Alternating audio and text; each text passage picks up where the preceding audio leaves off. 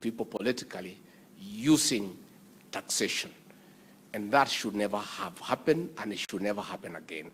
We want to assure you that President William Ruto and those of us who work under him will never ask you to use taxation to pursue those who are opposed to his leadership.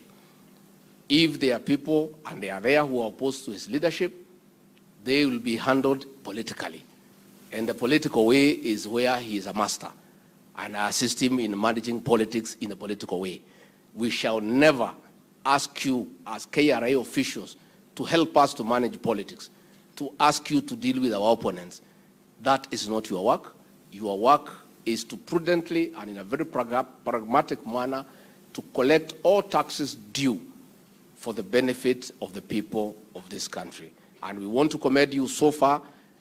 Kenyans are happy that there is no harassment. There is very proactive engagement where people are unable to pay. You are able to sit down with them, agree on a payment plan that is practical for the benefit of this country and for posterity. With those very many remarks, please be upstanding and help me to usher in the President of the Republic of Kenya, Dr. William Ruto. Karibu, Mr. President.